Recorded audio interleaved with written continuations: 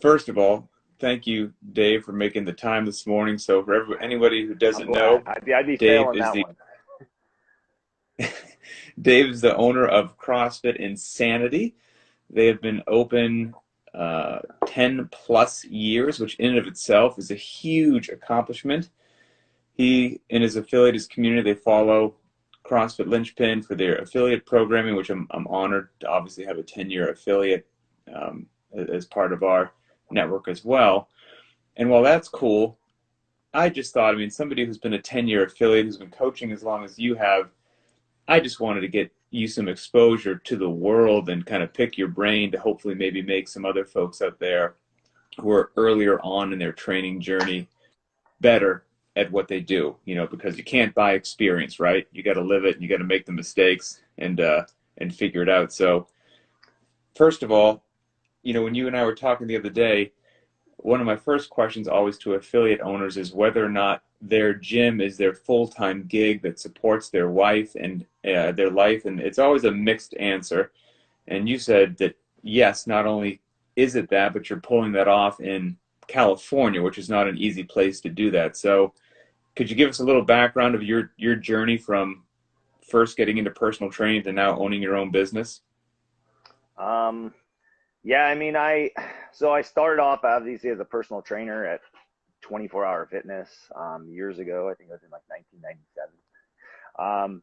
And I was a trainer there for years. I went to LA Fitness, was there for a while, and then I had my own personal training business where I basically paid a gym that I worked out of and just paid them a fee, brought my clients in, and ran my own business out of there. I did that for about 7 years.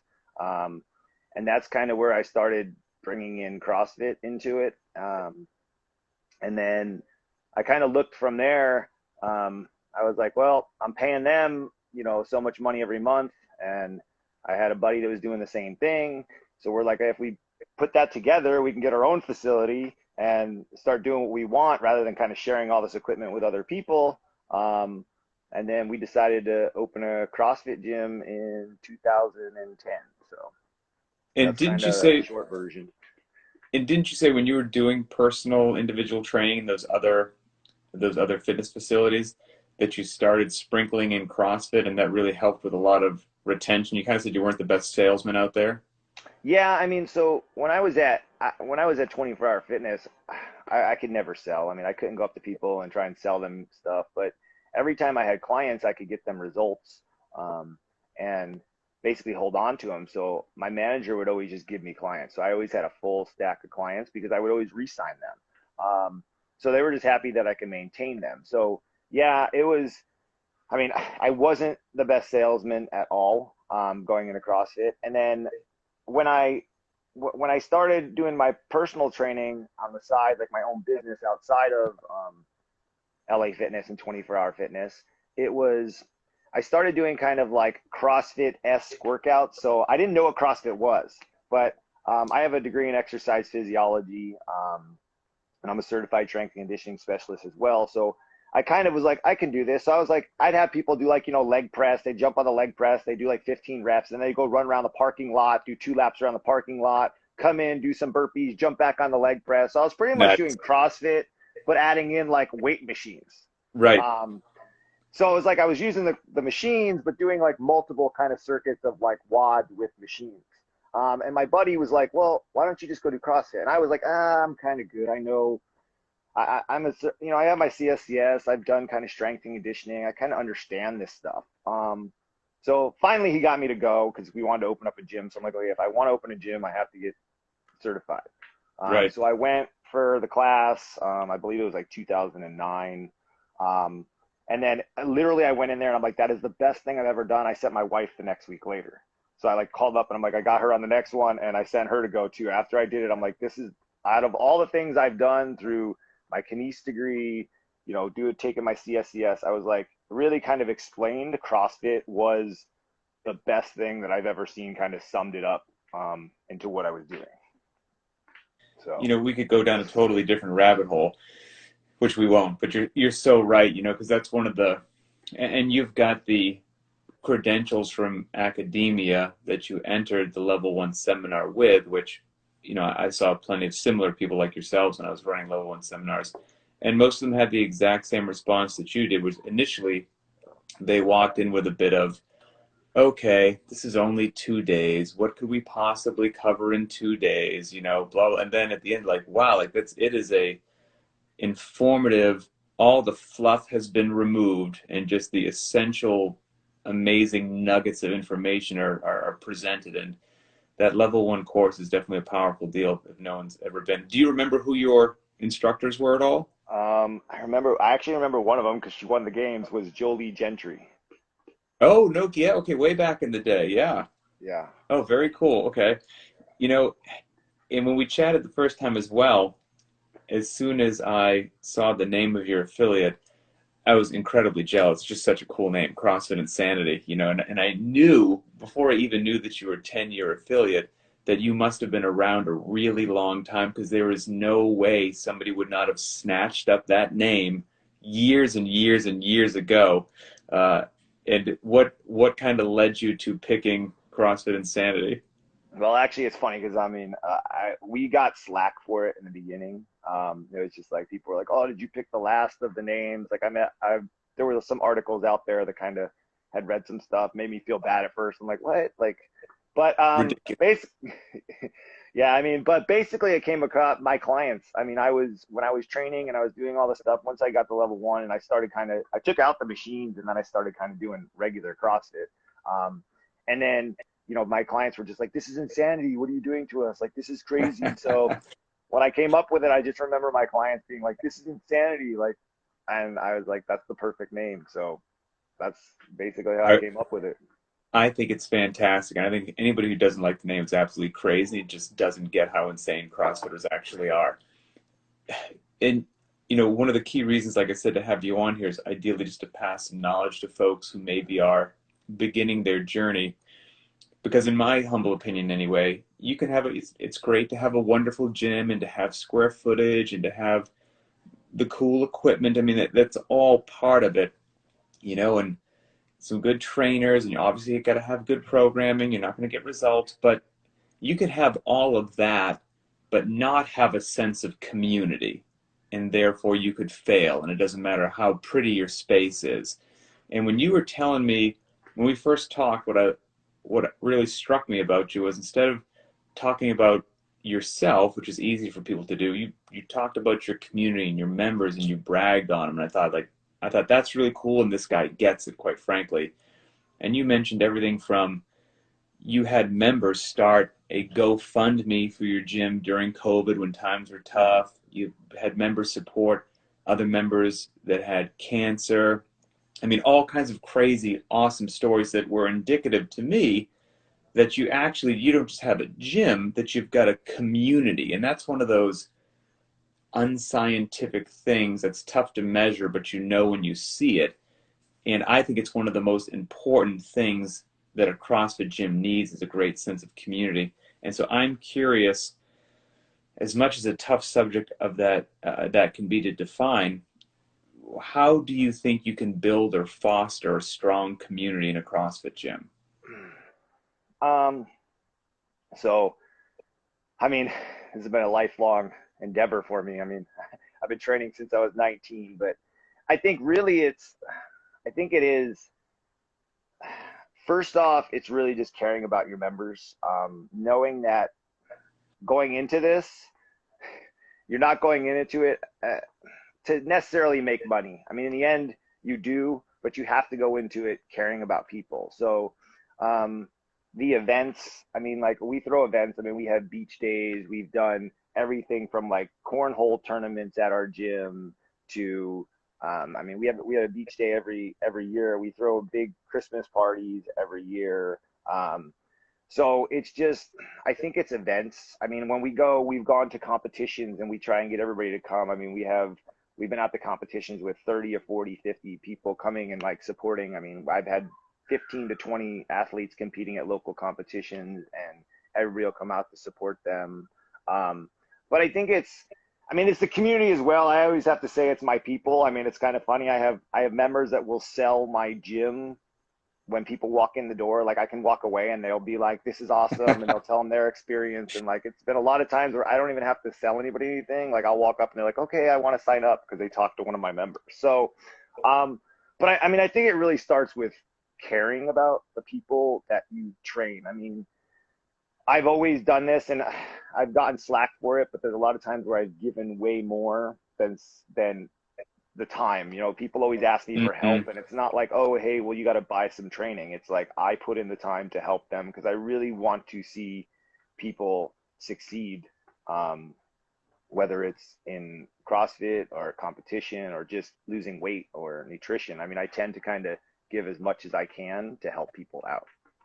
You know, again, it's tough to define, but I think people can tell when somebody truly cares, when they're faking it and when their heart's really in it, and obviously yours is. And after, you've been training for years and years and years as a coach, and your gym's been open 10 years, how much of the training load, how many classes are you still running over the course of the week? So I train, I mean, it's just me and my business partner. We run the whole thing. So, I mean, my wife will dabble in some classes here and there. But I train anywhere. I mean, I've trained upwards of what I train 5, 10. I probably train at least 15 to 20 classes a week.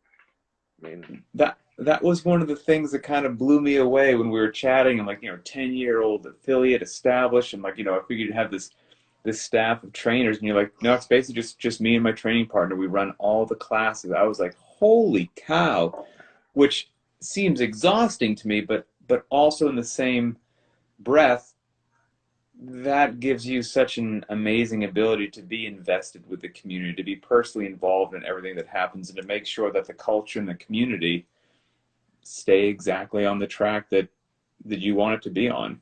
and I think that's kind of where it's at. Like me being involved as an owner, um, you know, like when you're there, I think a lot of it is that when you hire coaches, no matter how much they care, they never care as much as you do. I mean, I shouldn't say that. I shouldn't generalize that, but in Sure, reality, I like get it. a coach can go somewhere else and coach somewhere and get paid. For me, it's like I have everything into the gym.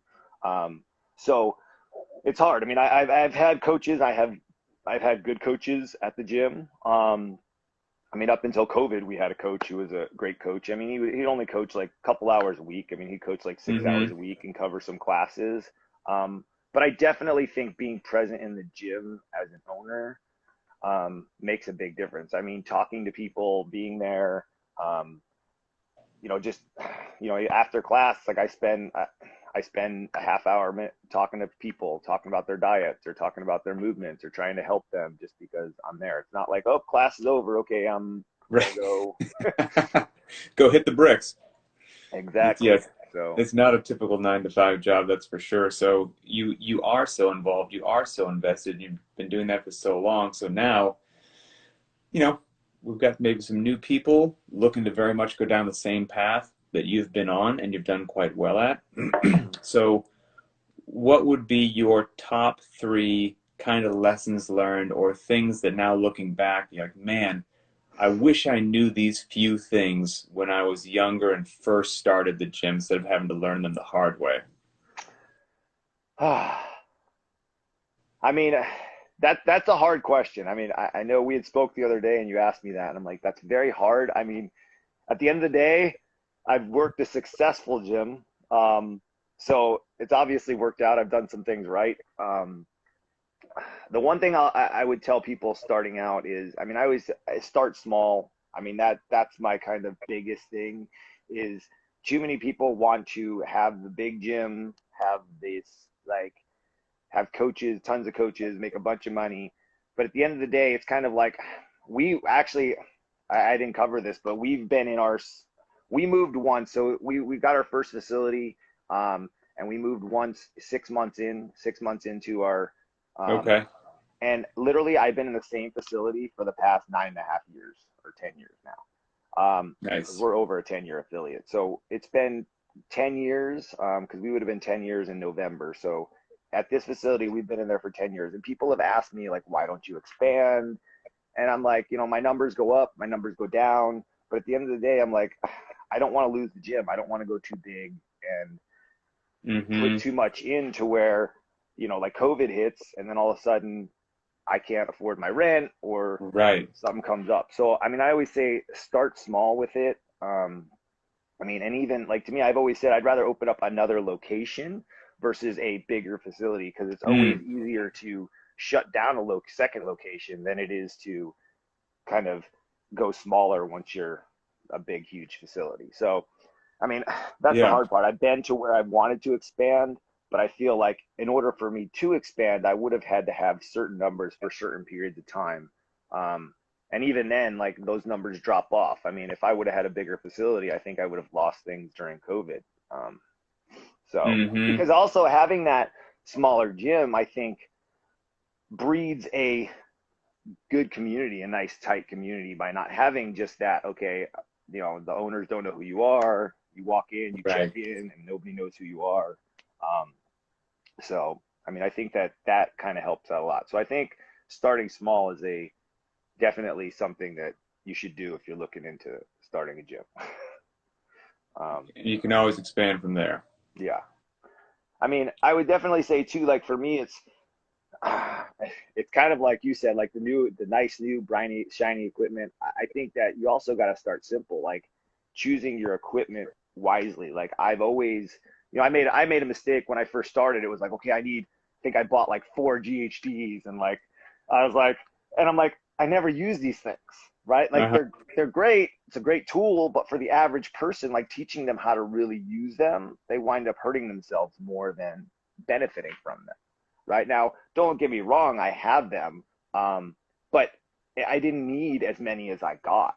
Mm-hmm. So or nowadays it's like you have the Echo bikes, you have the erg bikes and the rowers, the stand up, like the ski ergs, and it's always like you guys need to get this, you need to get that, the new things. And I mean, we know CrossFit, like in reality, it's like, listen, if you can run and you can Right. row, you pretty much can stay in shape. Um, We're gonna make something work for you.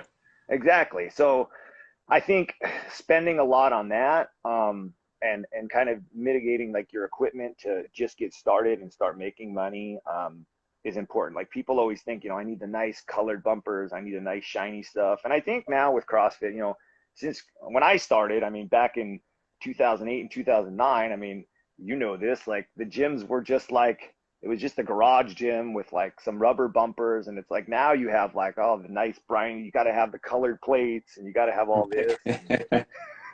And People are spoiled. at the end of the day, weight is weight. So, I mean, that's my take on it. Like I would say, pick all your equipment and all your stuff wisely when you are opening a gym. I mean, because that's kind of what we did. I don't think I made that big a mistake, other than buying as many GHDs as I did. Because I wound up having to get rid of like two of them. They didn't fit in my facility. Mm-hmm. So for Um, facility and gear, you can just start small, keep your expenses in line, and then expand when it makes logical sense. yeah, I mean that's kind of what I would say, because I think too many people nowadays want the big facilities because there are so many. I mean, back when I started, I don't think there were many huge facilities. I mean, now you have No. like 10,000 square foot facilities, Right. and Right. it works for some people. It does. Um, but I mean, I think for us, keeping our community small has helped us kind of do what we've done. Well, switching from the owner side to now, ideally there's a lot of coaches or trainers watching this, and you've been coaching and training people for a long time. So what would be your pearls of wisdom or tips or advice for, young trainers looking to set themselves on a path of becoming better trainers? I mean, honestly, it's love what you do. I mean, you have to love this. It's one of those things. I mean, you can make good money being a trainer, but if it's all about the money and you don't care about the people, I mean, you're not going to go very far, because it's kind of like you said, people know when you care about them, when you put in extra time. Um, you know, so that's that's one thing I would say is make sure that you are, you care about the people and you love what you do. Secondly, I mean, don't be complacent. I mean, no matter what you are with your business, I'm always trying to do better, even though, I think I critique myself a lot on my business. I mean, and as I said when I spoke with you earlier too, I critique myself on my training too. I mean, I've done a lot. I have a lot of credentials, but I always think that I don't know enough. So I'm always trying to do more. I'm like, I shouldn't be doing Hmm. like I'm always kind of questioning what I do. And I do have a lot of credentials, and I think the reason why is just because I always think that I need to know more. I mean, I learned a long time ago when I was a personal trainer, and one of my managers asked me, how much do you know about training? And I said, I know a lot. And he basically told me, once you admit that you know nothing, you will learn the most you can ever learn, because you're Hmm. open to kind of being like, and that's kind of what happened to me in CrossFit. At first I was like, oh, I know that stuff. I've done strength and conditioning. I kind of understand it. And then once I went, I was like, this is amazing. Right. So, Yep. um, Continual learning. I fully agree. yeah, I mean, and other than that, I mean, those are two of the biggest things, I think. I mean, I did write down, but I think this goes back to the gym, is like being present in your mind, like, and body, like, and that's what I said about the gym owners, right? Like, you need to be at the gym present, and you also Hmm. need to care about the people. Um, but I think loving what you do and never getting complacent about it, are two things that, I mean, those are the two biggest things that you really need to know, going into training.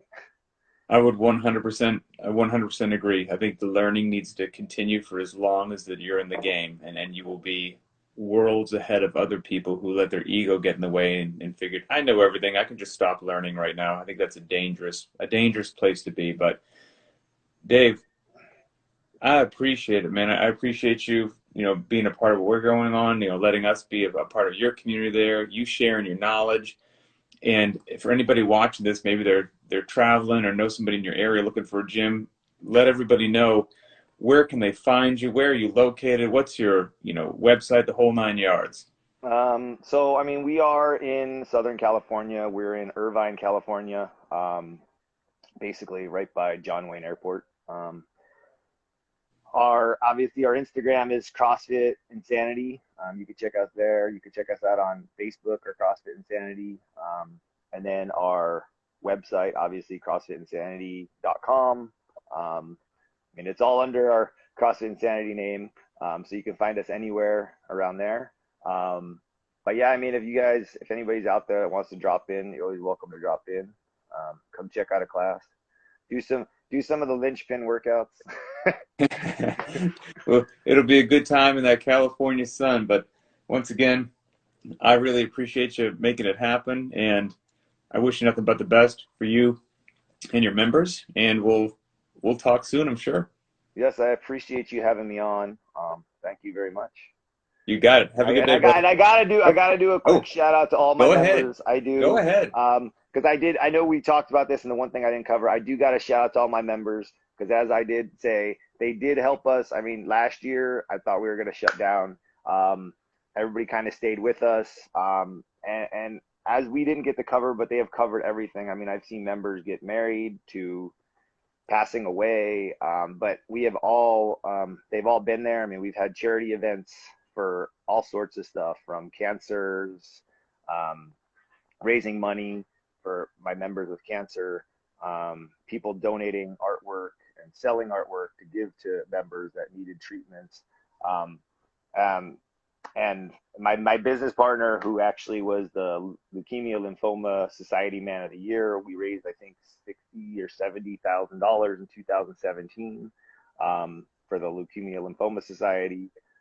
But all my members, anybody that's coached with me, um, I just have to give praise to everybody, because I am where I am because of everybody out there.